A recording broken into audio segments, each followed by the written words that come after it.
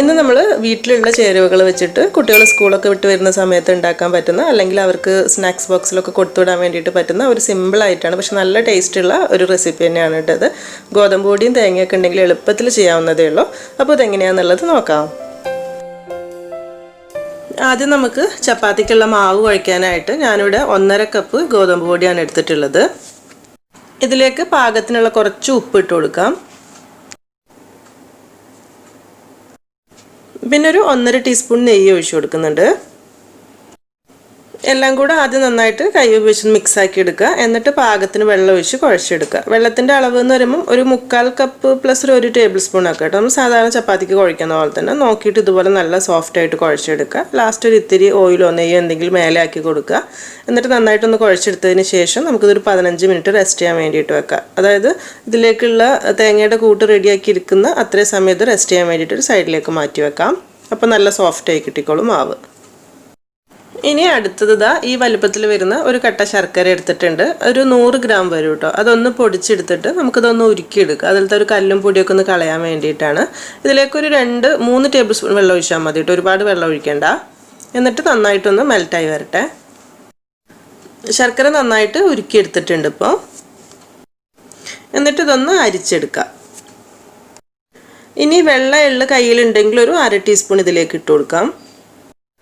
ഒരു മുറി തേങ്ങ ചിരവി എടുത്തതാണിത്. ഒരു 1.5 കപ്പ് അളവിലുണ്ടാവും. അത് ഈ ശർക്കരപ്പാനിയിലേക്ക് ഇട്ട് കൊടുക്കാം. അതിൻ്റെ കൂടെ തന്നെ ഒരു 1.5 ടേബിൾ സ്പൂൺ അണ്ടിപ്പരിപ്പ് പൊടിച്ചെടുത്തതാണ് കേട്ടോ. അതായത് വലുതാക്കിയിട്ടുണ്ട് അണ്ടിപ്പരിപ്പ്. കാരണം നമ്മൾ ചപ്പാത്തി പരത്തുന്ന സമയത്ത് ചിലപ്പോൾ ഇങ്ങനെ അത് പൊട്ടിപ്പോകാൻ ചാൻസ് ഉണ്ട്. ചപ്പാത്തിയിൽ ഇങ്ങനെ തടഞ്ഞിട്ട്. അപ്പോൾ അതുകൊണ്ട് ഒന്ന് പൊടിച്ചിട്ട് കൊടുക്കുക. ഉണ്ടെങ്കിലും മതി, കാരണം നല്ലൊരു ടേസ്റ്റിന് വേണ്ടിയിട്ട്. എന്നിട്ട് ഈ ഒരു തേങ്ങയും ശർക്കരപ്പാനിയും കൂടെ നന്നായിട്ടൊന്ന് മിക്സ് ആക്കി എടുക്കുക. ഒരു മീഡിയം ഫ്ലെയിമിൽ ഇട്ടിട്ട് ഈ സമയത്ത് ഇതിലേക്ക് നല്ലൊരു ഫ്ലേവറിന് വേണ്ടിയിട്ട് കുറച്ച് ഏലക്കാപ്പൊടി ചേർത്ത് കൊടുക്കുന്നുണ്ട്. ശർക്കര നന്നായിട്ടൊന്ന് വറ്റിയിട്ട് ആ ഒരു തേങ്ങയിൽ പിടിച്ച് കിട്ടണം. ആ ഒരു രീതിയിലാക്കി എടുക്കാം നമുക്ക്. ഇതുപോലെ ഇപ്പോൾ ആ ഒരു ശർക്കരപ്പാനിയൊക്കെ വറ്റി തേങ്ങയിൽ നന്നായിട്ട് പിടിച്ച് കറക്റ്റായിട്ട് കിട്ടിയിട്ടുണ്ട്. ഇതൊന്ന് ചൂടാറാൻ വേണ്ടിയിട്ട് ഒരു സൈഡിലേക്ക് മാറ്റി വെക്കാം.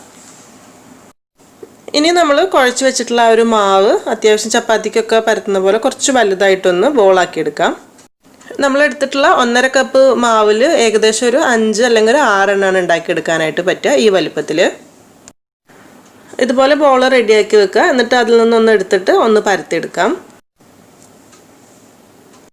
ഇത് പരത്തിയെടുക്കുന്ന സമയത്ത് കുറച്ച് ഗോതമ്പ് പൊടി തന്നെ ഇട്ട് കൊടുക്കുക. ഒരുപാട് വേണ്ട കേട്ടോ. വളരെ കുറച്ചിട്ടിട്ട് ഒന്ന് പരത്തിയെടുത്താൽ മതി. പിന്നെ ഇപ്പോൾ ഇത് പരത്തുന്ന സമയത്ത് നമ്മൾ ചപ്പാത്തിക്ക് പരത്തുന്ന പോലെ അത്രയ്ക്ക് വലുതായിട്ട് പരത്തണ്ട. കാരണം അതിൻ്റെ ഉള്ളിലേക്ക് നമ്മൾ ഒരു തേങ്ങാക്കൂട്ട് വെക്കാനുണ്ട്. അപ്പോൾ ഇത്ര വലുപ്പത്തിലൊന്നാക്കിയെടുക്കുക. എന്നിട്ട് ഇതിൻ്റെ ഉള്ളിലേക്ക് ഒരു 2 ടേബിൾ സ്പൂൺ തേങ്ങാക്കൂട്ട് വെച്ച് കൊടുക്കുക. നമ്മൾ റെഡിയാക്കി എടുത്തുള്ള ഒരു 1.5 കപ്പ് തേങ്ങയുടെ അളവിൽ കറക്റ്റ് ഒരു 6 ചപ്പാത്തിയുടെ ഉള്ളിൽ നിറയ്ക്കാനായിട്ടുള്ള ഉണ്ടാവും കേട്ടോ. ഇനി ഇതിൻ്റെ സൈഡൊക്കെ ഇതുപോലെ ഒന്ന് കൂട്ടിയെടുക്കുക. നമ്മൾ ആലു പറാത്ത ഉണ്ടാക്കാൻ വേണ്ടിയിട്ടൊക്കെ ചെയ്യുന്നുണ്ടല്ലോ. മസാല ഉള്ളിൽ വെച്ചിട്ട് ഇതുപോലെ സൈഡൊന്ന് ചുരുട്ടിയെടുത്താൽ മതി.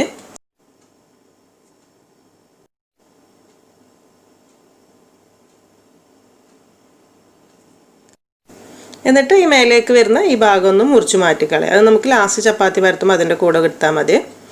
ഇതുപോലെ. അപ്പോൾ ബാക്കിയുള്ളതൊക്കെ നമുക്ക് ഇതുപോലെ ആദ്യം ഒന്ന് റെഡിയാക്കി എടുക്കാം. എന്നിട്ട് ലാസ്റ്റ് ഒന്നിച്ച് പരത്തി ചുട്ടെടുത്താൽ മതി. അപ്പോൾ ഇനി ബാക്കിയുള്ളതൊക്കെ ഇതുപോലെ തന്നെ ചെയ്ത് വെക്കാം.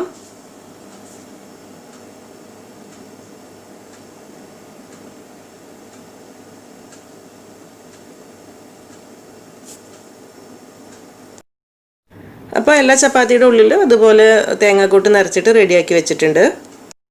ഇനി ഇത് ചെറുതായിട്ടൊന്ന് പരത്തിയെടുക്കുക. കുറച്ച് പൊടി ഇട്ട് കൊടുത്തിട്ട്, ഒരുപാട് പൊടി വേണ്ട കേട്ടോ. ഒന്നാ പരക്കാനുള്ള പൊടി പെട്ടെന്ന് തന്നെ റെഡിയാക്കി കിട്ടും. പെട്ടെന്ന് പരന്ന് കിട്ടും. പിന്നെ ഇത് പരത്തുന്ന സമയത്ത് സാധാരണ നമ്മൾ ചപ്പാത്തിക്കൊക്കെ പരത്തുന്ന പോലെ അത്രയ്ക്ക് പ്രഷർ കൊടുത്ത് പ്രസ് ചെയ്ത് പരത്തണ്ട. കാരണം ഉള്ളിൽ ഒരു തേങ്ങാക്കൂട്ടുള്ളതല്ല. അപ്പോൾ അതുകൊണ്ട് ഇതുപോലെ ചെറുതായിട്ടൊന്ന് പരത്തിയെടുത്താൽ മതി.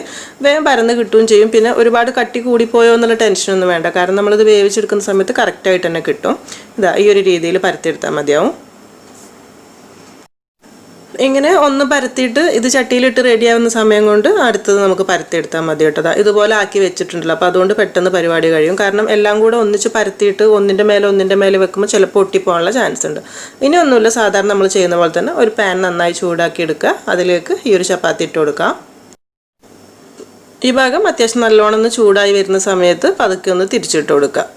ഈ ഒരു രീതിയിലാവുന്ന സമയത്ത് ഈ സമയത്ത് ഇതിൻ്റെ മുകളിലേക്ക് കുറച്ച് നെയ്യാക്കി കൊടുക്കുക കേട്ടോ. നെയ്യാക്കുമ്പോഴേക്കും ടേസ്റ്റ് കൂടുതൽ ഉണ്ടാവുക. ഓയിലിനേക്കാളും നല്ലതാണ് നാടൻ ടേസ്റ്റ്. പിന്നെ ബട്ടർ ആകുമ്പോഴും അതിനേക്കാളും നല്ലത് നെയ്യ് തന്നെ എനിക്ക് തോന്നുന്നു, നാടൻ ഒരു ടേസ്റ്റ് കിട്ടാൻ വേണ്ടിയിട്ട്. ആ സൈഡൂടെ ഒന്ന് ഇതുപോലെ തന്നെ തിരിച്ചിട്ട് കൊടുക്കാം. എന്നിട്ട് വേണമെങ്കിൽ കുറച്ചുകൂടെ നെയ്യ് ഈ സൈഡിലും ആക്കി കൊടുക്കുക. അങ്ങനെ ഒരു 1-2 പ്രാവശ്യം തിരിച്ചു മറിച്ചിട്ടിട്ടാണ് നമ്മളിത് വേവിച്ചെടുക്കുന്നത്. ശരിക്കും നല്ലൊന്ന് മുരിഞ്ഞ് വരണം, അപ്പോൾ തന്നെ ആയിരിക്കട്ടെ ഒരു ടേസ്റ്റ് ഉണ്ടാവുക. ചപ്പാത്തി പോലെ പെട്ടെന്ന് അങ്ങ് പൊങ്ങി കിട്ടണമെന്നില്ല, ഒന്നങ്ങ് കുറഞ്ഞ ഒരു മീഡിയം ഫ്ലെയിമിലിട്ട് ചെയ്താൽ മതി കേട്ടോ. എടുക്കാൻ നേരത്തെ ഹൈ ഫ്ലെയിമിലാക്കിയാൽ മതിയേ. ഈ ഭാഗം ഇങ്ങനെ പൊങ്ങി വരുന്ന സമയത്ത് ഇത് ഒന്നുകൂടെ അങ്ങ് തിരിച്ചിട്ട് കൊടുക്കുക. അപ്പോഴാണ് കുറച്ചുകൂടെ നല്ല ഇങ്ങനെ മുരിഞ്ഞ പോലെ ഇതുപോലെ ആയി വരിക. അപ്പോൾ ശരിക്കും നല്ല ഇങ്ങനെ പൊങ്ങി കിട്ടുകയും ചെയ്യും. അപ്പോൾ നമ്മുടെ ഒരു സ്വീറ്റ് ചപ്പാത്തി ഇവിടെ റെഡി ആയിട്ടുണ്ട്. ഇത് മാറ്റിയിട്ട് ബാക്കിയുള്ളതെല്ലാം ഇതുപോലെ തന്നെ ചെയ്തെടുക്കാം.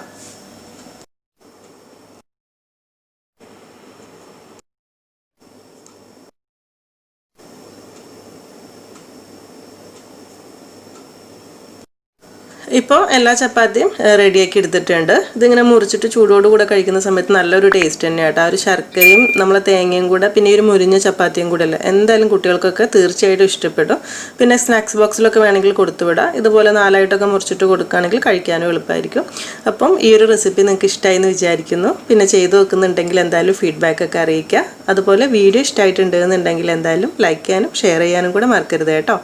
അപ്പോൾ ഇനി എന്തായാലും നല്ലൊരു റെസിപ്പിയായിട്ട് പുതിയ വീഡിയോയിൽ കാണാം. Thank you.